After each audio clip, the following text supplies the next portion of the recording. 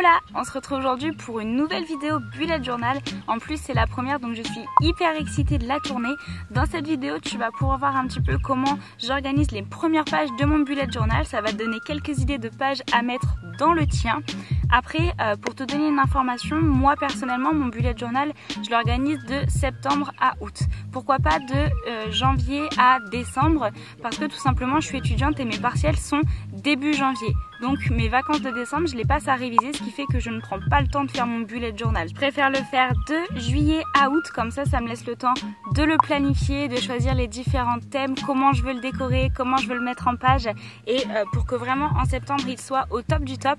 Mais après c'est un choix qui te revient. Si tu préfères t'organiser de janvier à décembre parce que c'est plus simple, pas de problème, c'est toi qui choisis. J'espère qu'avec le bruit extérieur tu vas quand même m'entendre parce qu'à l'intérieur de ma maison mes parents sont en train de refaire la salle de bain et les toilettes, donc les coups de marteau, la visseuse et puis mon père qui s'énerve un petit peu quand il n'arrive pas à faire quelque chose. Je pense que sur la vidéo ça aurait été une petite pépite, d'où le fait que je suis entourée de verdure. Petit aparté, je m'excuse de ne pas avoir été présente pendant 5 mois. Pour t'expliquer en deux, j'ai dû faire des choix au niveau de mon parcours scolaire. Tout simplement j'avais choisi un métier et le problème c'est que mon parcours a été vraiment trop compliqué pour aller chercher ce que je voulais, donc j'ai dû prendre la décision de me réorienter en septembre. Donc je vais refaire une 3e année de licence de biologie, sauf que je vais pas être dans l'aspect biologie biochimie, je vais être dans l'aspect environnement faune et flore entre guillemets. Ça va me permettre de me rapprocher de ce que je voulais faire, même si c'est pas le métier exact. Donc conseil, quand tu choisis un métier, choisis le parcours le plus simple pour y arriver, comme ça tu n'auras pas de déception. Et la deuxième petite chose, c'est que j'ai eu un petit accident personnel, donc rien de grave, no problème, mais par contre j'avais besoin de me remettre de mes émotions. J'avais besoin aussi de prendre du temps pour moi pour me ressourcer et au final tout va très bien maintenant. Trêve de blabla, c'est parti pour la vidéo bullet journal.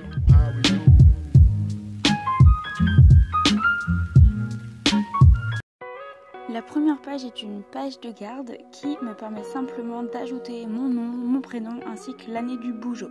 Je laisse généralement très simple, mais tu peux bien évidemment la customiser à ta manière. Ensuite, nous avons une page de contact. Moi, je la trouve très utile lorsque l'on oublie ou qu'on perd son bullet journal quelque part. Tu peux y inscrire ton numéro de téléphone, ton adresse mail ou encore l'adresse de ton appartement. Une page à intégrer qui pour moi est utile lorsque l'on débute son bullet journal, c'est une page clé légende. Elle va te permettre d'inscrire les symboles que tu vas utiliser donc lors de la mise en page de tes to-do list. Cela va te permettre de gagner en temps, mais aussi en clarté car chaque type d'événement, de tâche ou de note sera représenté par un petit symbole spécifique. Tu pourras également voir l'évolution des tâches qu'il te reste à faire au cours de la journée. J'ai mis des couleurs mais pour le moment je ne suis pas sûre de les utiliser. Ensuite, nous avons une page index. Je ne l'utilisais pas lors de mes bougeots précédents et pourtant elle évite de perdre un temps fou lorsque l'on veut retrouver une page dans notre bullet journal. Il suffit juste de noter le titre de la page et le numéro correspondant.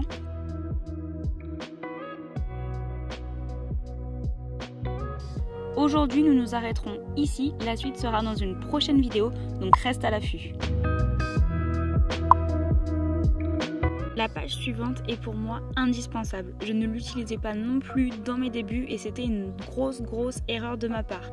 Je perdais énormément de temps lorsque je voulais structurer mes mises en page, donc elle te permet un gain de temps monstrueux lorsque tu veux effectuer des mises en page ordonnées. Au moins tu ne te prends la tête qu'une seule fois pour calculer. Il te suffit juste de numéroter donc les cases dans la hauteur et dans la largeur. Donc pour moi il y en a 39 en hauteur et 26 en largeur. Tu peux à ce moment-là la diviser en plusieurs sections. Par exemple ici pour moi en rose ça sera en demi, en orange en tiers, en bleu en quart et en vert ça sera le centre de ma page.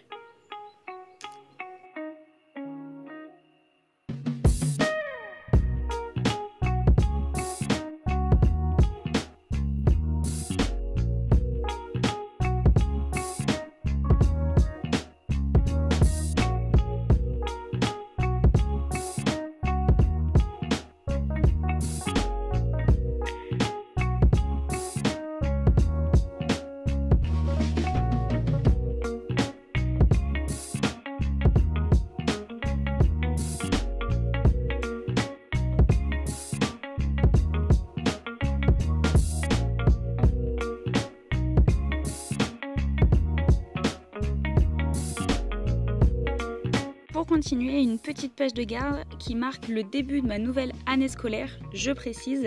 J'ai décidé de faire un attrape-rêve parce que tout simplement j'adore ce type de dessin et parce qu'il ne faut jamais oublier de rêver.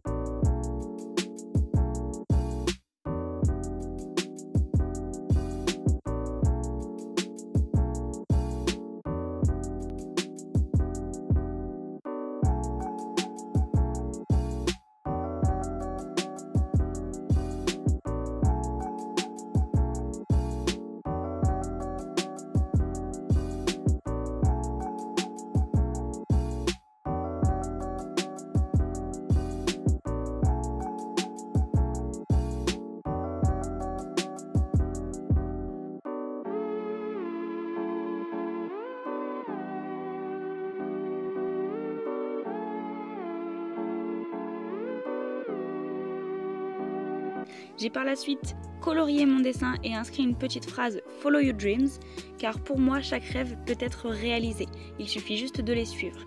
Voilà, c'est une petite phrase qui pour moi m'inspire au quotidien. Cette page t'est personnelle, alors décore-la selon tes goûts et tes envies.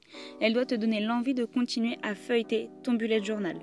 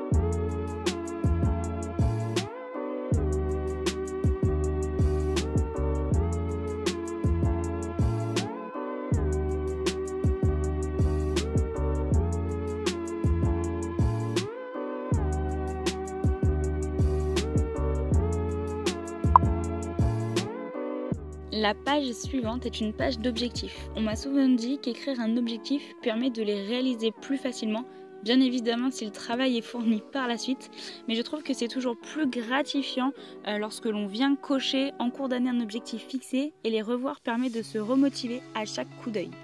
J'ai décoré ma page avec quelques fleurs et verdure.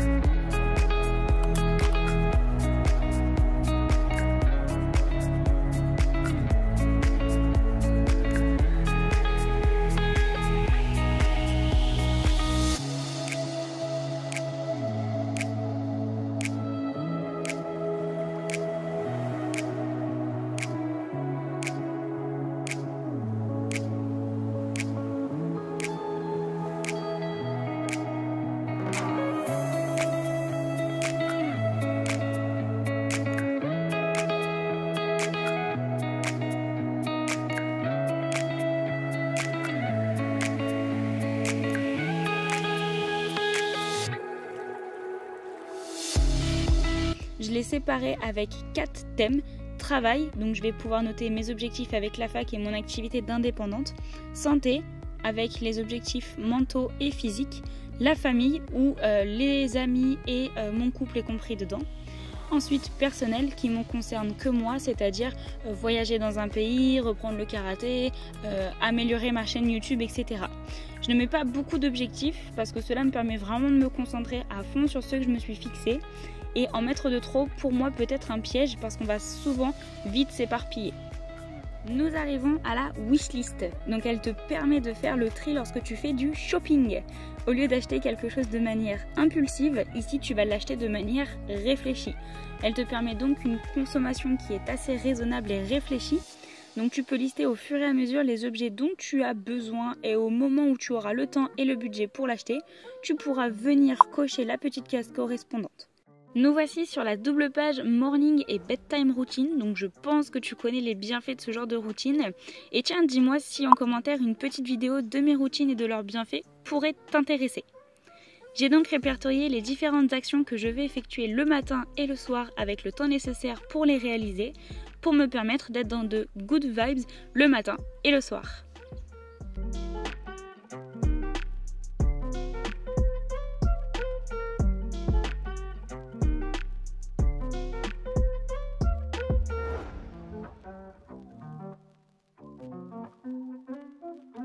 Ici, petite page d'idées cadeaux. Je suis sûre que tu es déjà arrivé une semaine avant Noël ou un anniversaire en te disant « Oupsie, qu'est-ce que je vais lui acheter ?» Cette page, elle va te permettre de noter les idées. La page suivante n'est pas indispensable, mais si tu as un animal de compagnie, cela peut te permettre de noter les rappels, les vermifuges et quelques notes à propos de ton petit loulou.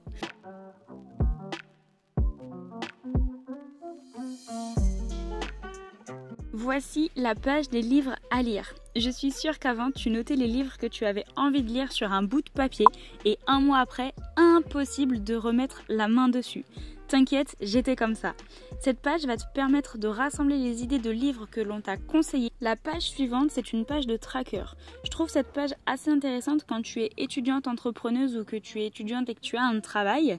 Elle te permet de suivre les revenus que tu gagnes par mois et de faire le total à l'année. Le petit thème choisi ici, c'est les abeilles et le tournesol pour rappeler un petit peu la nature.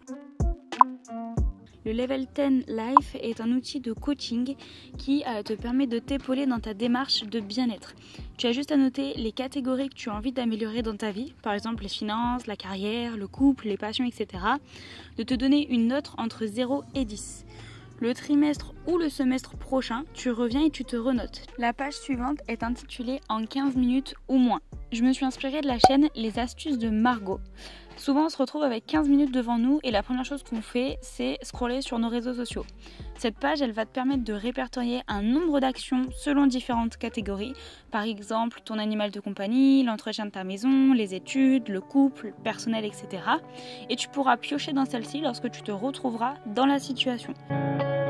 Pour la page suivante, lorsque j'aurai fini de lire le livre La famille zéro déchet conseillé par la chaîne La Délicieuse, je pourrai inscrire sur cette page les différentes actions que j'ai envie de mettre en place pour participer à ce projet zéro déchet. Le cleaning schedule permet de noter toutes les tâches ménagères à effectuer par jour, par semaine, par mois et par trimestre.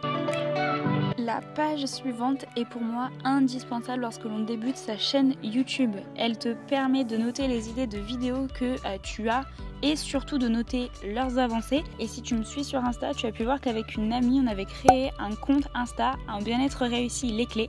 Donc si tu ne l'as pas vu, n'hésite pas à faire un petit tour dessus. Première page, le Futurlog. Cette page, elle est indispensable à un bullet journal. Elle permet vraiment de rassembler tous les événements qui se passeront dans les mois à venir et c'est idéal pour les petites mémoires comme moi, vraiment. Tous les anniversaires, les vacances, les partiels seront visibles juste en un coup d'œil et cela te permettra de bien t'organiser, de voir si ton mois il est trop chargé, de planifier à l'avance les tâches pour réaliser tel ou tel événement et surtout de ne rien oublier.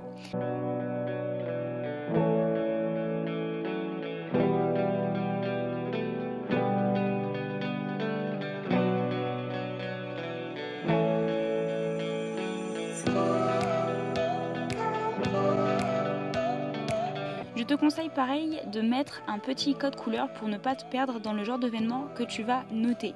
Pour ma part, le orange ça sera le personnel, le bleu ça sera pour les anniversaires, le violet pour les devoirs, etc. À toi de choisir les couleurs qui te correspondent. Voilà, cette petite vidéo est terminée. J'espère qu'elle t'a permis de découvrir quelques idées de pages en plus à intégrer à ton bougeot. N'hésite pas à me donner les pages de ton bougeot que tu n'as pas vues dans cette vidéo. N'oublie pas de me donner ton avis sur les mises en page, le contenu, la façon de filmer et tout le tralala en commentaire. Comme d'habitude, laisse un petit like sur cette vidéo si elle t'a plu et pour soutenir mon travail bien évidemment, à la partager à une amie fan de Bullet Journal, bien évidemment à t'abonner à ce compte et à cliquer sur la petite cloche pour ne pas manquer les prochaines vidéos. Et on se dit à la prochaine, bye!